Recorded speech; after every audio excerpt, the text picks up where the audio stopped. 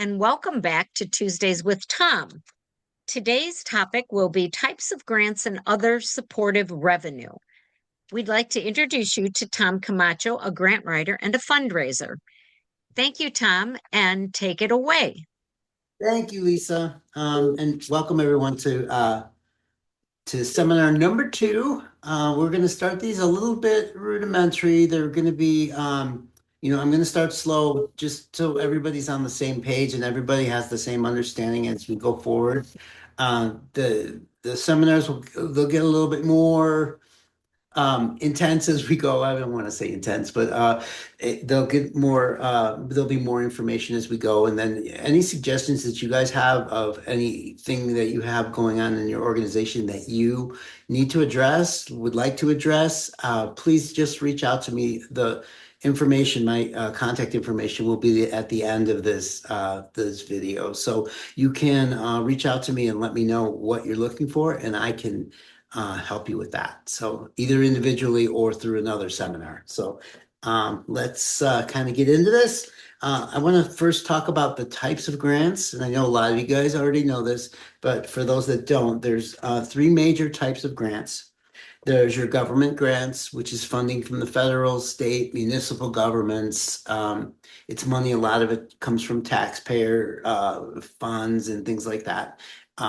They're very intense. It's very it's a lot of work to do these grants. You have to keep up your like your grants.gov for your federal grants, and it takes a lot to get signed into that. Also, you have to consider your organizational budget. So you're probably going to have a larger budget because these grants tend to be very large. A lot of them are $1 million plus. So your budget is going to have to be over $1 million to get that, unless you get some of the smaller municipal grants. But they're a little bit more difficult. And the facilitation of these grants is also a little bit more difficult. You really have to kind of assign someone to be able to facilitate these. So in the beginning, for an organization, I suggest not to go the government way unless somebody's really offered you something, like maybe something through the VA with some of your equine assisted therapies, with working with PTSD vets. If you have something like that going on, then I would definitely go for that, and I can certainly help you guys with that. The second kind of grant are foundation grants, and that's support from like private, family, community foundations. They're generally for like capacity building or specific projects, but generally they're somebody has given an endowment, usually from their estate when they pass, and like for the family foundations, and that money is invested, and then the proceeds from that investment are granted out. And then these grants are kind of go with the wishes of the person who had the estate. So that's kind of how the guidelines and what you want to look at with what that funder will fund. So like the Brock Foundation, I did some work with them in the past, and she was a big horse person, so we definitely got some funding that way. The third kind of grants, there's more, but these are the major players. So our corporate grants. And corporate grants, you want to look at those kind of like marketing for the corporation. So what's going to benefit their sales and that kind of thing. You want to look at it like that. So like with PepsiCo, they have Aquafina water. So it worked with healthy hydration and things like that in the past with some of the grants that we did. So and they can market their water saying that they're making a difference with hydration with their water, and like that. So you want to think of it from a marketing standpoint. A lot of those grants, they want huge community impact. So they want you to be able to show that you're going to make a difference for a lot of people. So a lot more people are getting their their product in their hands. So that's kind of the way to look at that. And that's the three: the government grants, the foundation grants, and the corporate grants. The types of grants are your general operating support. These are a little bit farther between. These are unrestricted grants. So they cover all of your anything that you want. If you want to just apply it to programming, you can do that. If you want to apply it to your own infrastructure, you can do that. You can pay salaries, whatever you want to do. The reporting on them is just kind of what happens over the year for your whole organization. They're harder to get. There's a lot less of them, especially since COVID, where everything turned into project grants, and then major, kind of relief grants. So they're harder to find. They're nice to have because the reporting's easier. Plus, you can use the money for anything. The other type of grants are your program or project grants. These are the major kinds of grants. There's others too, but I can touch on those two real quickly. I just don't want to convolute this. But the project or program grants, that's restricted funding, and that's going to go towards a certain project or one of your programs. So you want to really make that specific, and then when you're writing those proposals, you're going to look at exactly what you're going to do, and you have to report on it exactly what you said you were going to do, unless you have a conversation with the foundation or the funder to change. You can change your objectives if you ask them. You have to ask them. Otherwise, they're very restricted to exactly what you said you were going to do in your grant proposal, if that's accepted. So that's the two major grants. There's other things like capital grants where they'll pay for land purchase and building purchase and things like that. But those are a little harder to find. They are out there though. I'm working on one right now with the Bolger Foundation. We're looking for $150,000 to buy a piece of property to start a veterans PTSD program. I want to talk a little bit about other supportive revenue. So that's your individual donors, your fundraising events, your membership fees, things like that, your service contracts, and your investment income. So with individual donors, these are good campaigns to have because it starts really small with your pool of people that you know, for smaller organizations, obviously. And then it can branch out. And these can be crowdfunding campaigns where you just go on to social media platforms and just advertise asking for funds for a certain project or for a program that you're doing, or even for just building your organization. So you can ask for anything. You don't have to report on it, which is nice. And there's no restrictions at all. So that's a good way to go. So they're one-time gifts. There can also be like recurring donor programs, looking at like, how people or organizations are asking for $19 a month. You can set up like that too. And then you'll know exactly what you're going to be getting, and you can forecast your financials that way, your budgets and things like that. So those are good too. There's also major gifts from supporters, and some of those I'm going to touch on those a little bit later, especially the donor advised funds, which are really cool. There is corporate sponsorships also, and matching gifts. So businesses, even smaller local businesses, will do this. You just go door to door and ask them to sponsor your event, give you raffle items, don't donate funds, and then kind of some of them will match their employee donations. So I used to have a list of that, and I don't know what I did with it. looking that up and I can't find it, but it was all of the corporations, not all of them, obviously, but many, many, many corporations that had a matching program. So you could put a package together and send it to that corporation and say, have them give that out to their employees and say, okay, this is what we do. This is what we're looking for. Can you donate? And then the company will match that donation. So that's pretty cool, especially with the bigger ones like Intel and things like that. It's been very fruitful in the past. We've gotten a lot of money in like that. Um, Another thing you want to look at too, well, you want to look at your programming, really look at your programming and see, if you're fee based on your programs, are you optimizing that?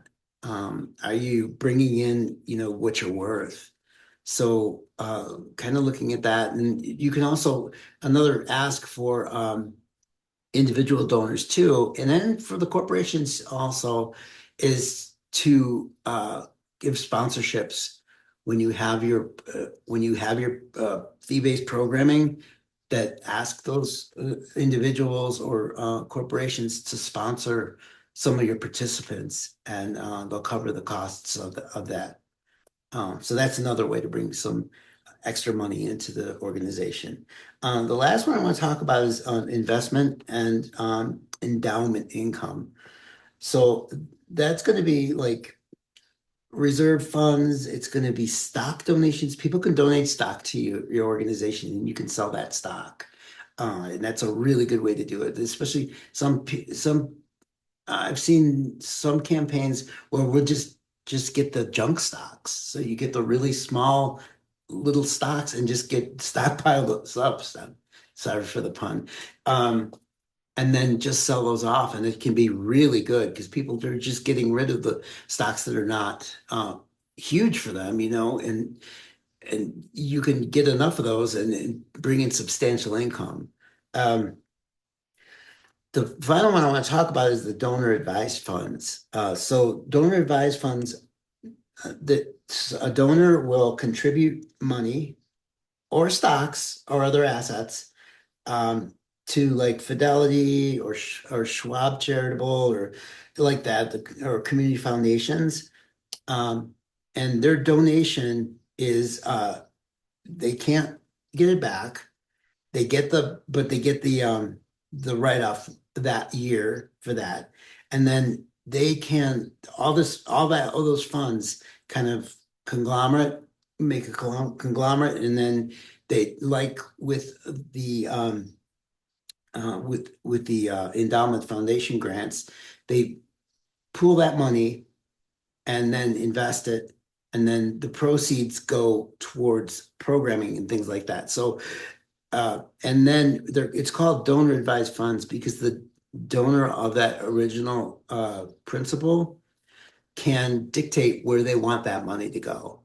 So you can make packages up for them to kind of, again, know your program. It's a really good thing to have like a marketing package for yourself, just with a couple of sheets of paper that kind of explain how you started, your histories, and what you're doing and what you intend to do and what you would do if you had awesome funding. Although some of you, I already know that you do, but just kind of giving them that forecast, putting those marketing packets together, because there's a lot of different ways you can distribute those and just reuse them. They work in just a lot of areas, and one of the areas that they do work in really well is with what's called legacy gifts. And legacy gifts are when somebody passes and they just give their estate directly to a nonprofit.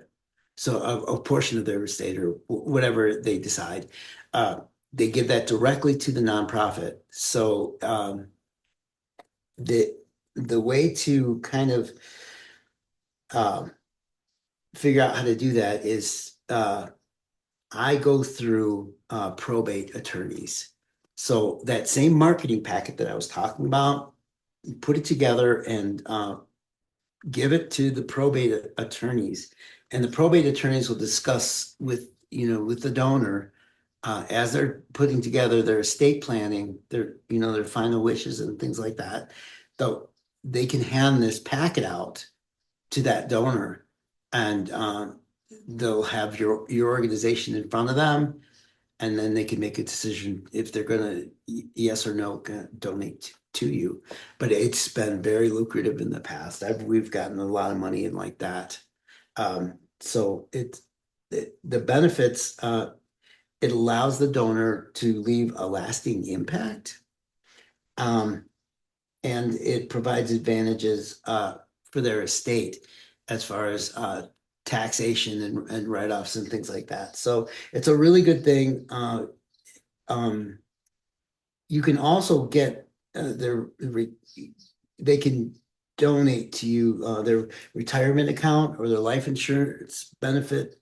So get with these probate attorneys, and you have those packets with you, and they can hand those out. A lot of nonprofits don't do this, and it's a really big area that it's not untouched, but it really is underutilized. So it's a good way to do it.